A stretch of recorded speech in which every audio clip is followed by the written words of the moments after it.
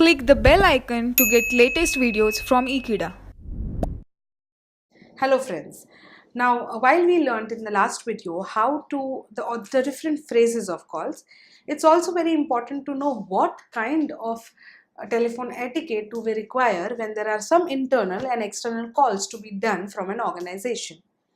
So friends, the first and the foremost procedure is call hold procedure. Suppose if you want to hold a call or you want to keep a call on hold, there are certain rules and formats to be followed while you keep the call on hold, and that's why they are called call hold procedures. Let's see what we can do and what are the main ground rules of keeping a call on hold.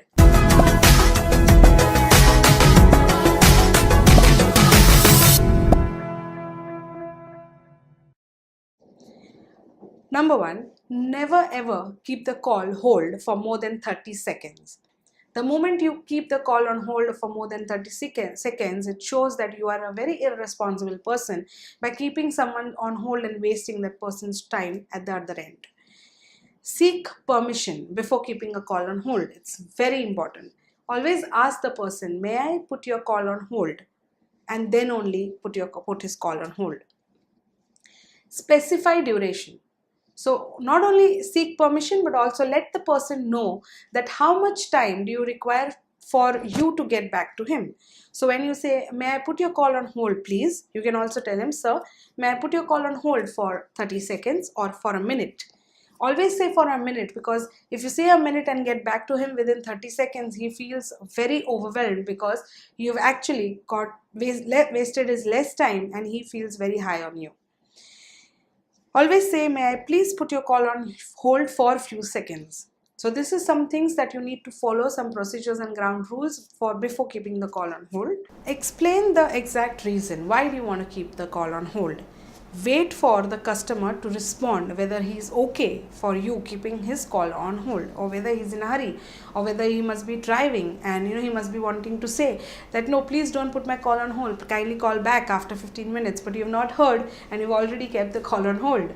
So please first wait for the customer to respond to whether he gives you or he seeks the permission, yes or a no. So get back to the customer in committed time frame is very important. If you said 1 minute, do not let it be 2 minutes. Get back to him at that time. If you feel that the work that you have to do for getting back to him or the information is going to take some while, get back to him in 30 seconds.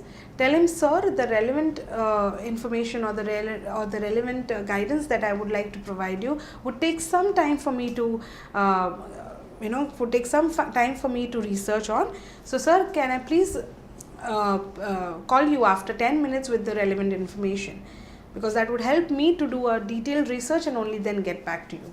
So this will also help him to understand that you are a very, very accountable person and he can take your help at any level of at any given point of time. So getting back on time at the given time frame, committed to the caller is very important.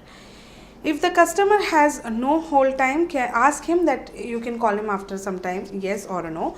So always ask a customer that can I put your call on hold for a minute, as I would need to check your relevant information.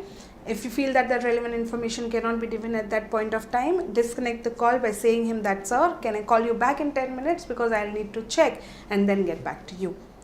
This will help him and you both to save your time, and there'll be no hush, there'll be no rush, there'll be no chaos created because of the call. Trust me, if you follow the call hold rules, a normal customer will never ever get into an angry customer, because many a times we ourselves create angry customers because we do not get back to them at a given time frame, we do not get back to them with the relevant information, we do not tell them that we are putting their call on hold, and we simply let the call go on hold. We do not seek permission, we do not wait for them to tell us whether we can put their call on hold or no. So many issues make them from a normal customer to a very, very angry customer and angry caller. So to avoid all these, please follow the call hold procedures. Let's move on to the next procedure that definitely has to be followed within the internal and the external calls that's supposed to be done in an organization. Very important one, transferring etiquette. Now, we also need to know what are the different transferring etiquettes. So, while transferring a call, what all should be considered? While transferring a call to another extension, tell the caller that you will be transferring his call to the name of that department, to the department title, and then the extension. So whenever you are transferring a call, so a call comes to the front desk and it has to go to the accounts department. So whenever you are transferring the call to the correct department, so suppose if it's come to the reception and now you want to transfer it to the accounts department, you please tell the caller that, sir, I will have to put your call on hold as I am transferring your call to the accounts department with extension so and so. This makes it very clear that why you're holding his call, why you're transferring it to the accounts, because that's specification needed, and then the extension, so that next time they can directly call on that extension. Ask the caller to make the note of number for future reference, so in case the calls get disconnected during transferring. Many a times we have the habit of simply taking the call, transferring it to the destination, and we really do not care whether that call has got transferred or disconnected. But then how do you show a feeling that you are really concerned about that call is by asking the caller's number, where you can get back to the caller whenever the call has got, suppose if the call gets disconnected while transferring, but if you have his number, you can get back to him and then help him to solve his query. Announce that the call is being transferred, so that the person receiving the call knows the transferred calls on the other way. This will ensure that the caller is being transferred to the correct person, the correct department, and will get the assistance necessary. So not only to the caller, but also whenever there is another person in another department taking the call, always tell that person, this is Mr. So-and-so, called for so-and-so query, so I am transferring the call to your department.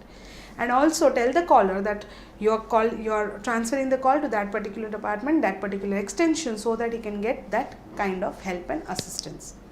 It makes it crystal and clear, and of course there will be never ever miscommunication or a communication gap if we follow these transfer rules. We can have some examples like, hi Maria, I am transferring Susie because she is having problem with her phone, instead of transferring the call and hanging up. So there is a Susie, someone else, and there is a call from Maria which you are transferring to Susie. So Susie knows why you are transferring Maria's call to her. So this was an example to give you for transferring your calls. And these are certain transferring etiquettes which we all need to follow. And if we follow them rightly, we will never have we'll never have confusions and problems in our communication while we are transferring the call. Answering multiple calls. Now this happens when there are a lot of internal calls, inbound calls coming in, and you have 5 telephones in front of you with 5 receivers in your hand and every phone ringing. What happens at this place, and how do you think you can deal better? Of course, now you've already taken a call and there is another call, so place the first one on hold. So before even receiving the other call, say, sir, may I please put your call on hold for 30 seconds, I'll get back to you. Put that call on hold, answer the next call. Complete the second call only if it is short and crisp. So only if the answer is a yes or a no or something which you can quickly finish the call, or let the second call be on hold and tell the first one that you will get back to him. So you can just receive the second call, say, sir, can I put your call on hold and I'll get back to you with this information. Take the first call back, thank you, always say thank you for being on hold, and then tell him that this would take some time and you will get back to him as soon as possible. Let the first call go, take the second call, try to solve the issue. This is how you can take multiple calls. Of course, you are one person and you have only 2 years, and you cannot have 10 calls going around. So this is how you can handle multiple calls, by not keeping everyone active at the same point of time. This will help you to provide quality service that meets and exceeds the needs of a customer expectation. The customer will not only be satisfied, he will also feel that delightness or a wow factor when you as a person are handling so many calls and still able to do so well. The other major important thing that happens while you are handling internal and external calls is definitely most important, taking phone messages. Now here is the time when you goof up the most. because at a certain point of time when there is some message that you need to take from your end, we are so much in a hurry that we even don't bother to ask, is there any message for that particular person. How we should go about with this is, we'll see. A message should be always with the caller's name and the company. So whenever you're taking a message, you should always ask, ma'am, can I have your name and from where are you calling? So suppose I am Karishma calling from Etiquette. So that's something that it needs to show. Time and date of the call, so that we know that this call had come at this time and this. So it's obvious that why time is because if we have promised that person to get back to that person in 15 minutes, we know that he had called at 12 and now it's 12:15, and high time for us to get back to that person again, and we can call him back. What the call is regarding if possible. So not only name and number, but also time and date, and also if we could just as pointers or just a normal sentences or in few words, if we could write the call was for what.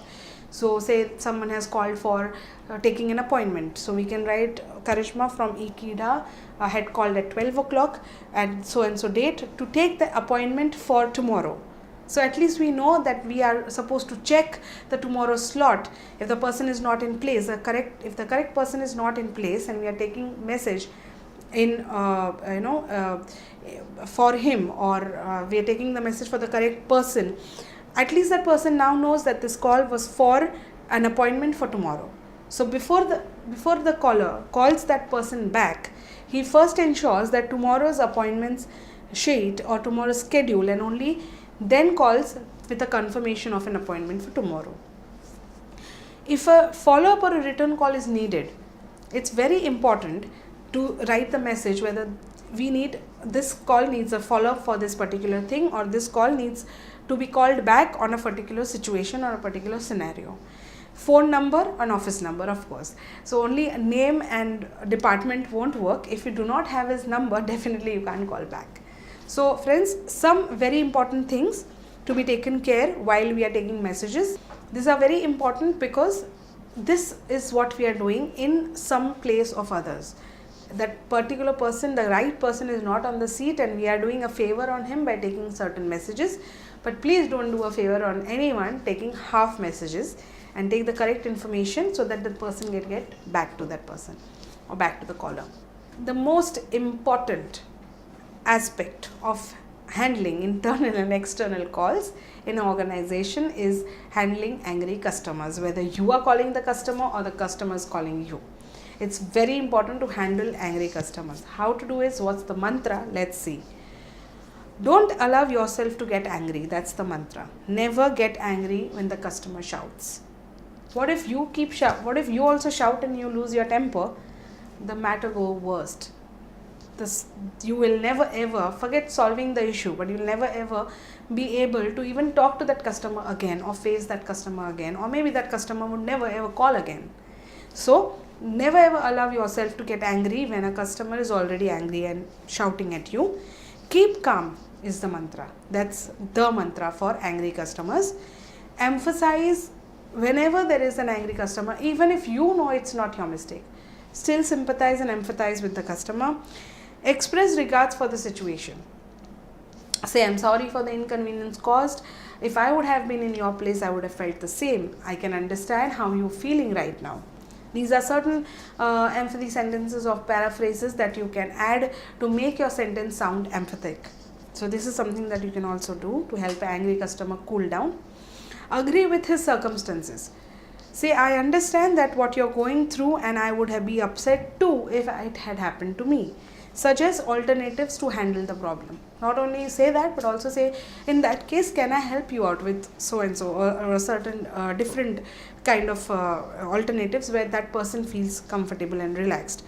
Take authority and responsibility for providing solutions. Let him know that you are the right person whom he can get back to and you will solve his issues. Let him know that you are accountable and you are very responsible. These were some tips to handle angry customers whenever they call, or whenever you need to call an angry customer. Left some definitely very weird message and a very angry left out message for you. So friends, these are all the ways of handling internal and external calls. These are certain procedures, certain etiquettes to be followed at certain levels, right from keeping a call on hold, to receiving a call, to transferring message, handling multiple calls, and also handling angry customers. So friends, thank you for watching this video. Please stay tuned to Ekeeda and do subscribe to our channel. Thank you.